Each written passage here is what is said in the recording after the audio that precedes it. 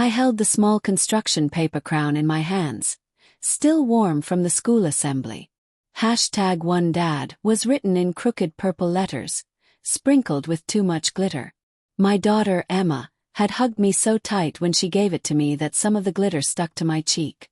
I kept smiling even when my wife, Megan, wouldn't make eye contact. But the smile disappeared the moment we got inside the car.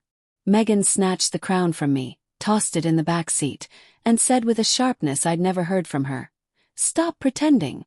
You're not her real dad." The world seemed to tilt sideways. For a few seconds, all I heard was the clicking of her seatbelt and the sound of my own pulse thudding in my ears. I waited for her to laugh, to say she was joking. But she stared straight ahead, jaw tight, hands gripping the steering wheel like she was holding back years of anger. What did you just say?" My voice barely worked. Her silence was the answer. Before that moment I thought our life was something solid. I met Megan when we were both 23. She told me she had a little daughter, barely a year old, and the father wasn't in the picture. She looked scared when she said it, like she thought I would run. But I didn't run. I fell in love with both of them. I learned how to warm bottles at 3 a.m., how to braid tiny pigtails, how to calm crying fits even when I was exhausted from work. When Emma said her first sentence, she looked right at me and said, "Daddy up." I cried harder than she did. For 10 years I was dad. No asterisk, no hesitation. But now those words echoed over and over like a hammer cracking something inside me. "You're not her real dad." The suspicion didn't start that day. It began months earlier with smaller things, tiny fractures that I ignored because love makes you trust what you shouldn't. Megan had been different. Colder. She kept her phone face down and took calls in other rooms.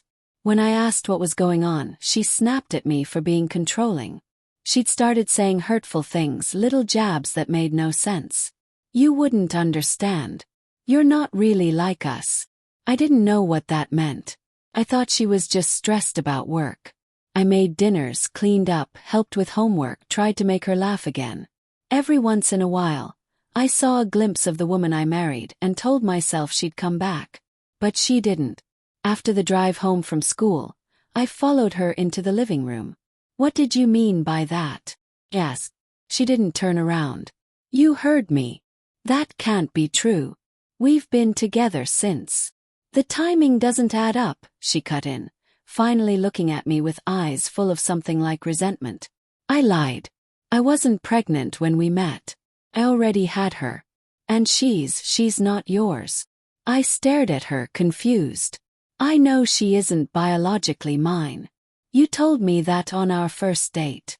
"No," she said, stepping closer, lowering her voice like the truth was something fragile. "I lied even then. I didn't know who her father was. And now he's back." The floor seemed to vanish under me. I felt the room get smaller. Air refused to fill my lungs. She continued before I could speak. "He reached out a few months ago. He wants to know his daughter. And you believe he deserves that?" I asked, my voice trembling. "He's her real dad," she replied. "You're just convenient." My chest burned like someone was ripping my heart from behind my ribs. "Convenient," I repeated. 10 years. School nights, doctor visits, birthday parties, teaching her how to ride a bike.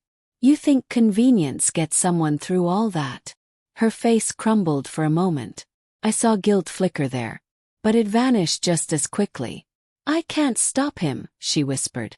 "And I can't keep pretending you're anything more than what you are." That did it. Something inside me finally broke. That night, I sat on the floor of Emma's room while she slept, listening to her breathing. Every memory hit like a punch. The first tooth she lost. The time she called me daddy at the top of her lungs. The nights I carried her to bed after she fell asleep watching cartoons. She trusted me without question. I was dad. In every way that mattered. But now I didn't know where I belonged in her life. When Megan walked in and saw me there, she sighed. "You're making this harder." I looked up at her, tears drying on my cheeks. "Tell me why you're really doing this," I said. "Is it about him? Did you take him back?" Her silence was louder than any confession. She finally admitted it. He wasn't just back. He wanted her too. She'd been seeing him for months. I laughed bitterly because otherwise I'd fall apart. "You're replacing me," I said. "Piece by piece." "It's not like that," she whispered. But she couldn't even convince herself. She left the room and I stayed there, refusing to move from the only place that still felt like home. The next morning I confronted her again. "Does she know? Does Emma know I'm not her dad?" Megan bit her lip, eyes watering. "No. And I don't want you to tell her yet. She deserves to know the truth," I said. "You'll destroy her," she fired back. "She loves you. And I love her," I said louder than I meant to. "I'm the one who raised her." "That doesn't make you her father," she said. "Not legally. Not biologically."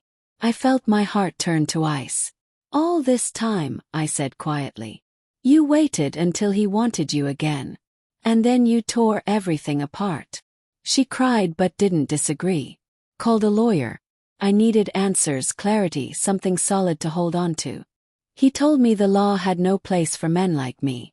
I wasn't on the birth certificate. No adoption papers.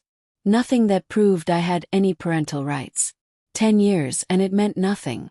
I had never felt so erased." The following week, Megan packed a suitcase for Emma. "We're going to stay with him for a little while," she said. "He wants to get to know her." Panic shot through me. "You can't do that. She'll be terrified. She doesn't know him." "She will," Megan said. "She has to. Please," I begged. "Let me say goodbye." She hesitated, then nodded. I knelt in front of Emma, forcing a smile that nearly killed me. "Be good for Mom, okay?" I told her. "Are you coming too?" she asked. I swallowed hard. "Not this time." She hugged me. It felt like she was trying to squeeze my soul out through my chest. "I love you, Daddy," she whispered. When she pulled away, I couldn't breathe. I watched them back out of the driveway. My hands shook so violently I had to hold them together. Everything was gone. My family. My purpose. My little girl. I wasn't anyone's dad anymore.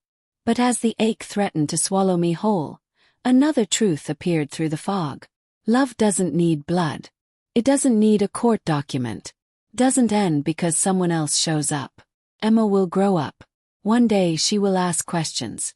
She will look for the person who held her when she cried, who stayed up all night when she had a fever, who walked into every school event with a camera and pride filling his heart. She will look for me. And when she does, I hope she finds a man who hasn't let this heartbreak destroy him. I hope she finds her dad. Because no matter what her mother says, that is who I am. That is who I'll always be.